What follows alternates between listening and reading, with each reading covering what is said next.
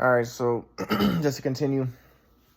So like I said, I'm an Enneagram 5W4, 5 wing 4, and that's the philosopher type. And the philosopher type apparently doesn't really socialize too much and spends most of his time, gaining knowledge. They say that they're like have an avarice for knowledge. And that's the way I am, and I spent all my time, trying to get as much knowledge as possible. And that's why I wanted to study with my grandpa so much. My grandpa kept on doing this stuff like, "Oh, I'm not going to teach you anymore because, you're disagreeing with me and you resent me." And, so I would spend so many years not studying with him, but he would just leave me confused. But I wanted to know. That's what an Enneagram 5W4 wants.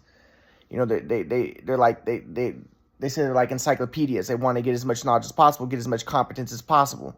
That's a 5W4 type. And but in terms of like relationships, that's why even when I was with Chris or when I was with Katie, I liked being with Katie because she had a daughter, so I would only see her at night, and I barely spent any time with her. And I liked that because then I could spend all my other time, studying and working on my stuff, And then with Chris, though, Chris, at first, I didn't know how to handle it because I was like, well, she probably wants me to spend time with her. So I thought, okay, well, I'll spend time with her doing things I wouldn't normally do so I could learn things that I wouldn't normally learn. So I'm like, okay, well, I'll take her to restaurants that I'd never been to before, like this clam place or, these other places because I want to learn what the food's like in these places. I want to learn and I want to gain these experiences. That's what they say about the INTP too. I want to gain more, experiences, so I can learn more, gain more knowledge, right?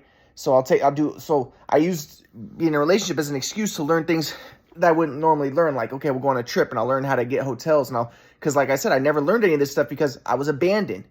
My family did everything for me. They, when I was growing up, they did literally everything for me. And, they quote unquote spoiled me, my mom and dad, like my uncle said. My uncle was like, your mom and dad thought you were going to play in the NBA. They did everything for you. They treated you like a king. And then, once that didn't work out because of the shoot away machine, because that really would have if it wasn't for the shoot away machine, because people don't know how good I was. My grandpa wouldn't fucking believe it, but, he came from Kauai. He'd never seen me. He didn't see me play, but it was a shoot away machine. And then once the shoot away machine messed up my shot, then I was trying to fix it.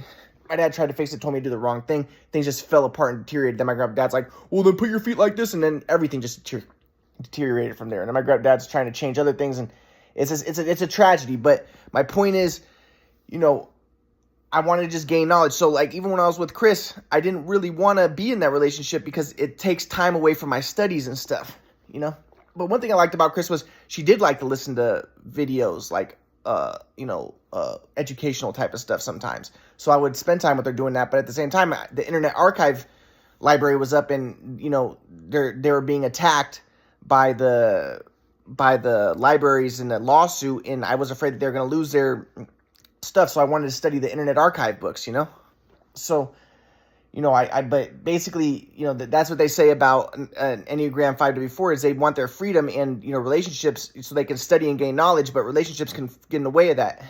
So, I used my relationship with Chris as an excuse to do that. But then at the same time, I started to figure out especially when I realized that Chris was an INFJ, that I can spend some time on my own, and she could be in the other room and I can just study and she was okay with that. But, but she wanted, but then she started to wonder, like, Ryan, why aren't you buying me stuff anymore? And why aren't you taking me out to eat? Is it because you don't love me? Blah, blah, blah. No, it's because I was running out of money because I had the $25,000 lawsuit and stuff. And so I made $25,000 from the Risperdal lawsuit, but then I ran out of the money. And then, all that stuff happened. But the main problem happened was she smoked the weed and did the cigarettes, and then she had the miscarriage because of that. And then, she turned on me and she's like, maybe your parents are right. You are schizophrenic. You are. And she started to, basically gaslight me and, treat me like shit. And she'd already been disrespectful before that, so it's just like, I can't be around that type of disrespect. But, it's too much. She made it way too much disrespect. And once a woman starts disrespecting you, there's no going back, and it's true. She just continued with it, So it's like, I used my relationship with her as an excuse to go to restaurants I wouldn't normally go to do things I wouldn't normally do. And I had the $25,000, so I had money to do things that I wouldn't normally do. So I started to learn things. I started to use Amazon Prime. I started to use stuff that I never used before because I never had money before, So, but But yeah, so, but then, because of the miscarriage, I was pretty upset. And then my grandpa started teaching me again. Cause again, that kept on happening. Like, when Katie had the abortion, or miscarriage, my grandpa, he wasn't teaching me because he was mad at me. Or he said he didn't want to expose himself to my anger, to my resentment and all that stuff. Right. So, he would just stop teaching me, but I was confused. I didn't understand the flow. He didn't do a good job teaching me. He didn't do a good job explaining it. He just made me confused. So I was just like, but I wanted to learn more. So I'm like, can you keep teaching me? He's like, I'm not going to teach you anymore. So for a year, he wouldn't teach me. 2 years, he wouldn't teach me, And again, he stopped teaching me. But then Chris had the miscarriage and I was really upset. And then my grandpa felt bad for me. He started teaching me again. So, I started to study with him a little bit more. And,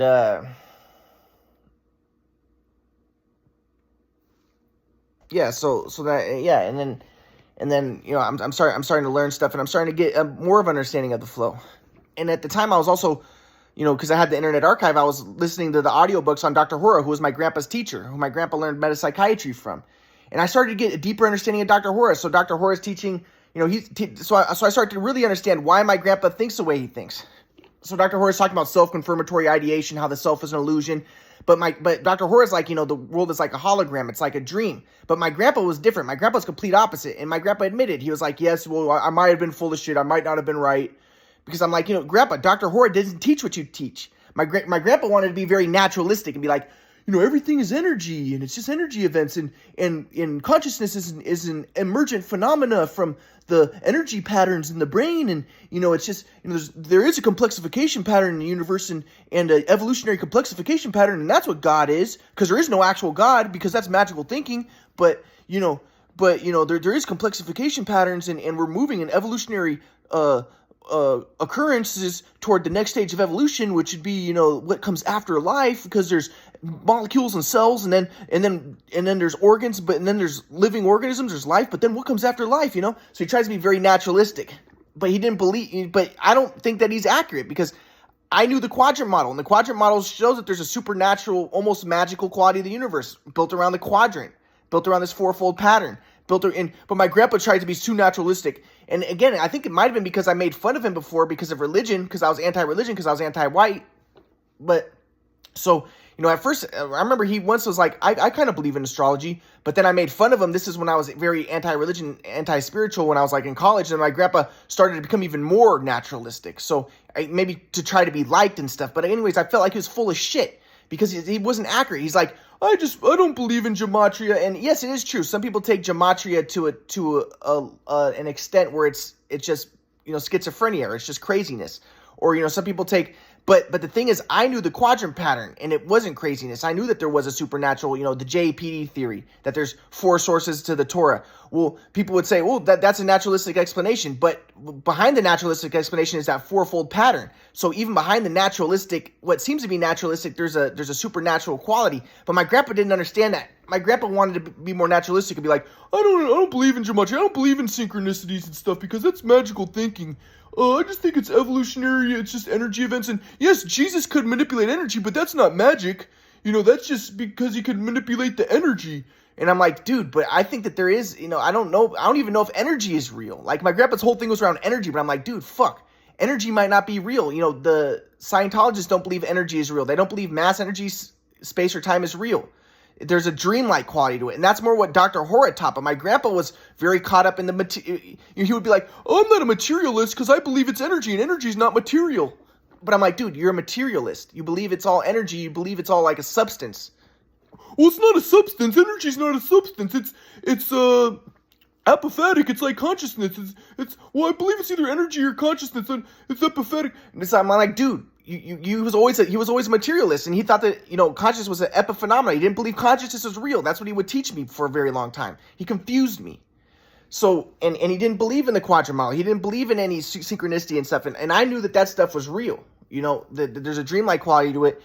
And the quadrant is the ultimate truth behind it all. That's what's really motivating all action in the universe. It's centered around in a grand scheme around quadrant patterns, in every dimension. So, and my grandpa didn't understand that. I don't understand that. Doesn't make sense to me. What makes sense to me is everything is energy. So he confused me. But then when I start reading Dr. Hora, I start realizing Dr. Hora believed more the way that I saw it.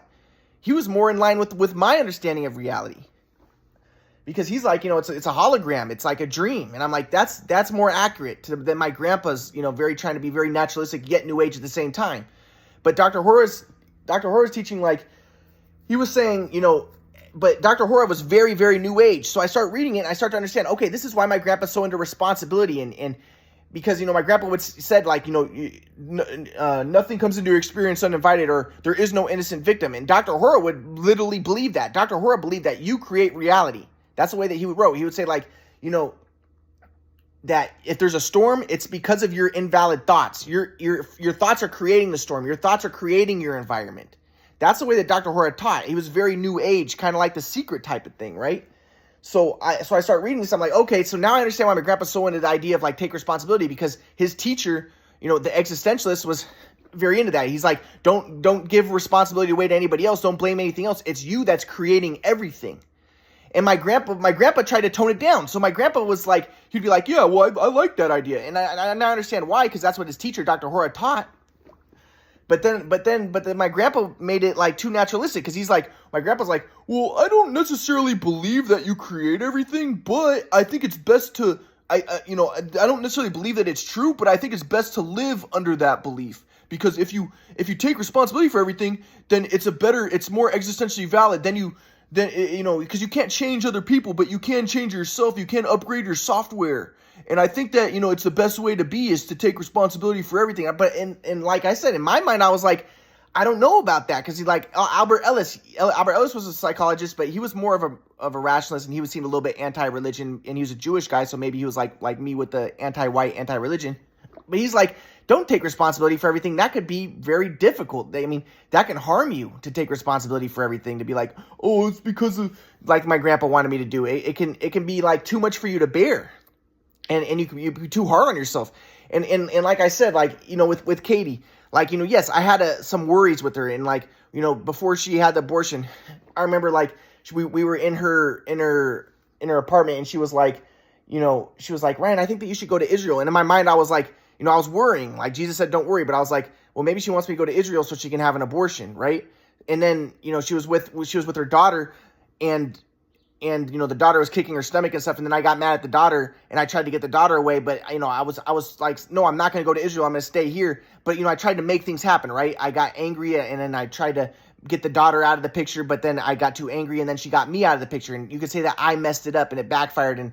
But then at the same time, I could be like, oh, I need to take responsibility for my software. It's not my fault. The responsibility for software. My grandpa would be like, it's not your fault. It's your software's fault, because you're not your software. But I'm like, I could be like that. But, but then I talked to my friend Bill. And my friend Bill's like, no, Ryan. He's like, don't be so hard on yourself. Like, you're in a bad situation. Your family, Katie was pregnant. Your family wouldn't see her. Even your grandpa. I called my grandpa. I was like, Grandpa, can you help me in this situation? My grandpa's like, I don't want to be a part of it. I was abandoned by my family. She was abandoned by her family. She didn't have, she wouldn't tell her baby dad. It was a tough situation. And she had a daughter, and she had to be on bed rest. And like, I could be like, well, I can't control my environment, but I can take responsibility for my software. And yes, it is true. Maybe my software got me in that situation in the first place, because it's like, because I was anti-white, I had a predator-prey orientation, and she seemed a little bit anti-white and a little bit leftist, and, and maybe so yes, I can take responsibility for my software to an extent, but at the same time, to take it to an extreme and be hard on myself and be like, oh no, I killed the baby. No, she had a cerclage, the baby already could have died anyways. Maybe it wasn't even my fault. Maybe it was for the best, I don't have to be like, oh, I take responsibility for everything. I created everything. So this is kind of the way that my grandpa. So like I said, so Dr. Horowitz, though, he took it to that extent. Dr. Horowitz, like, yes, if there's storms outside, it's because of your invalid thoughts. If there's, you're creating everything. But there's so many contradictions in that, because then you start to ask the question like, well, okay, there's a storm outside, you create it, but what about the other people? Are they also creating it? Are they also having valid thoughts? What about the person who doesn't have invalid thoughts? But Dr. Horowitz would be like, no, don't. He takes the existentialism to extreme. Like, no, you're responsible for everything. And it's like, but that doesn't make sense. But, but my grandpa would be like, yeah, well, yeah, it doesn't make sense, but it's the best way to be. It's the best way to go, to be like that. And that's what even Andrew Tate, and that's why I always said it was a right-winger philosophy, because it's like, what it does is it blames the victims and it extols the victors. Because if things are going bad, then for people, then you'd be like, oh, it's because of their invalid thoughts. But if things are going good, you'd be like, oh, it's because of your great thoughts. It's because you have valid thoughts, you know? So I was always against that. I always thought that it was right wing. And then, so I'll kind of like give an example of how my grandpa kind of thought. So it started making more sense of why my grandpa thought this way when I started studying Dr. Hora more. So like my grandpa would be like, he believed in reincarnation. So my grandpa would be like, I would be like, well, you know, Grandpa, do you believe in genetic Darwin, like genes? Like genes is what creates your aptitudes, right? My grandpa would be like, well, I think a lot of it might be reincarnation. The reason why Mozart's a great piano player wasn't necessarily because of his genes, but because of reincarnation, because of his past lives. And I'd be like, but why does my grandpa want to believe that? Because I always hated those ideas, because I was always like, you know, I was anti-religion, and I always saw like even like Hinduism like as a way to separate people and to maintain stratification, and so like, you know, so then the Brahmins be like, yes, well, we were born into this caste because of our good, you know, previous lives. And I always saw religion as bullshit and a way to maintain the status quo and maintain white supremacy. I always saw it as white supremacists. You know, like the Brahmins were the white people, the Aryans more often, right? And I was just like, you know, all religion is basically white supremacist. But then my grandpa's like, you know, no, he believed in the reincarnation stuff, and I was like, yeah, because he's kind of more white supremacist, and it makes sense that he wants to believe that. But, you know, so my grandpa would be like, yes, so it's a way to take responsibility. So I'd be like, well, you know, let's say in this life, you know, bad things are happening to you, and is it because maybe because you have invalid thoughts, but how's that your fault? Like, but my grandpa would be like, well, maybe because of previous lives. So he's blaming you. It's still your fault, but because of previous lives, you were brought into this situation where your consciousness is at this level and stuff. And so I'm like, but I was like, I don't know about that. But, you know, at the same time, who knows? Maybe my grandpa's right. You know, in astrology, they say, you know, like the planets that you're born under is based around your previous lives and stuff like that. And your planets you're born under create your life. Like for me, I have, you know, and I started studying this in 2020 when I finally learned my birth time, and I started studying astrology a lot. Like I have the moon, Pluto, and Venus in Scorpio in the 4th house. And the 4th house is a house of the family. And the moon and Venus hate to be in Scorpio.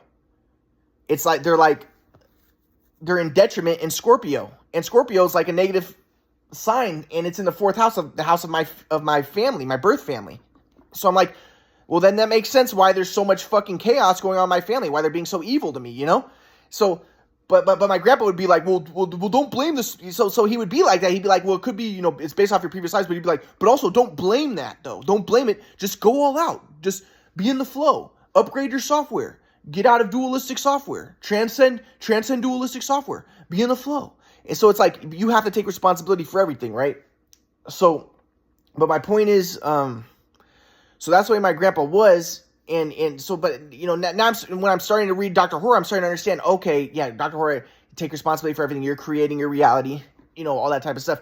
And like, you're literally creating it, even to the point where you're creating the weather, you're creating everything, you know, it's your thoughts. So I'm like, huh. So, but I always didn't like that idea, because I was always like, that's the victim blaming, that's the white supremacist ideology, that, you know, that's the victim blaming ideology. But you know, at the same time, I you know, my grandpa would be like, you know, my grandpa would say, be open. You know, if you're in the flow, you're not attached. So I'm open to the possibility that is a possibility.